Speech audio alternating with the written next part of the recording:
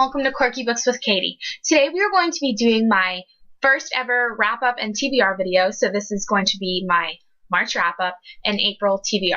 So in March, I read 16 books, and I'm currently reading the one that'll be my 17th. You may ask how I can read this many books. Well, I'm a fast reader, and any of my free time basically goes to reading. So let's get started. I do not have all of these books with me, but if I do have them, I will show you. The first book that I read in March was Pivot Point by Kasie. I gave this book 2 out of 5 stars. The concept was very interesting. I just didn't think it was executed well. I didn't particularly like either the love interest, and the ending was kind of meh. Next book that I read was actually a reread. I reread Delirium and Pandemonium, which are part of the Delirium series. They're books about a world where love is a disease. I have full reviews of them. I will try to link them below. Delirium is one of my all-time favorite series, and I reread these because Requiem came out this month. I love them. Both of those books get 5 out of 5 stars from me. If I could, I would give them more. Now, the next book that I read after that was Delirium Stories by Lauren Oliver. And for those of you that don't know, this is a book of short stories about Hannah, Annabelle, and Raven, who are kind of minor characters in the series. I don't think you have to read this in the series, but I think it really helps. I gave this book 4 out of 5 stars because it really provides more of an insight into the world. Now, the next book that I read was my most anticipated book of the year. Yes, number 1, and that is Requiem by Lauren Oliver. I thought that this book was so amazing. It was a great end to the series. I gave it 5 out of 5 stars. I also have a review on this. I love this book so much. After that, I read Shadow Kiss and Blood Promise by Richelle Mead, which are books 3 and 4 in the Vampire Academy series. I gave both of these books 3 out of 5 stars. In these books, it focuses a lot more on Rose and Dimitri's relationship. Shadow Kiss was good, but I thought, especially Blood Promise, wasn't anything special. I liked the time when she was in Russia, but for about 100 pages, she was acting like a silly damsel in distress, and it's like, Rose, get off your ass, and just go do something for once. That really ruined it for me. I'm going to try and read the next books of the series as soon as I can. After that, I read The Fault in Our Stars by John Green. Now, do not hate me if you love this book. This is just my opinion. I gave this book 2 out of 5 stars.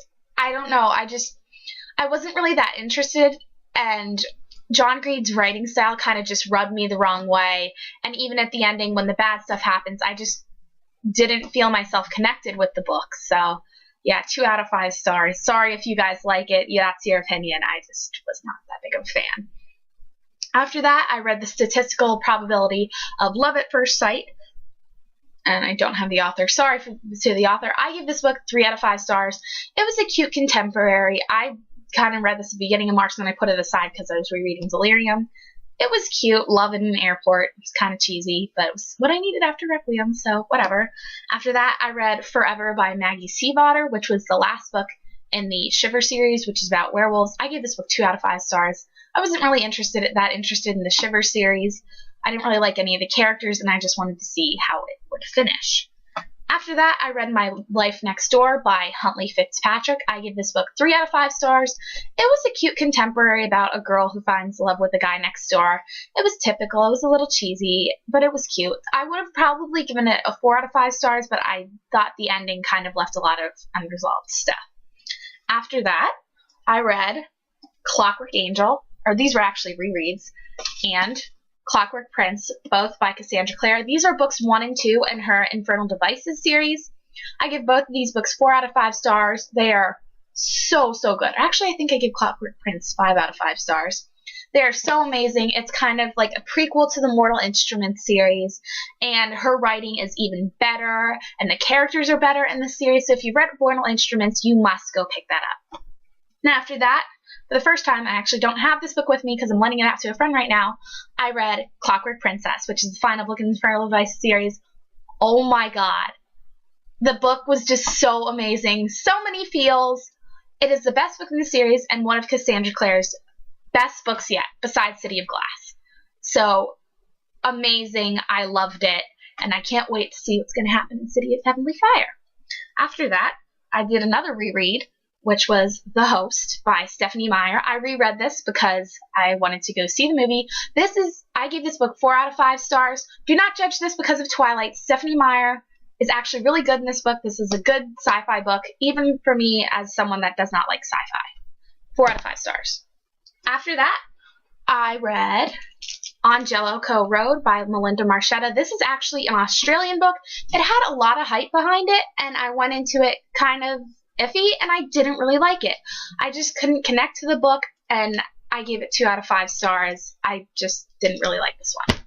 And the book that I'm currently reading, which is probably going to go into my March read, is Let the Sky Fall by Shannon Messenger. This is a book about kind of people that like control wind. I'm on page like 100 so far, and it's pretty good. So that's all the books that I read in March.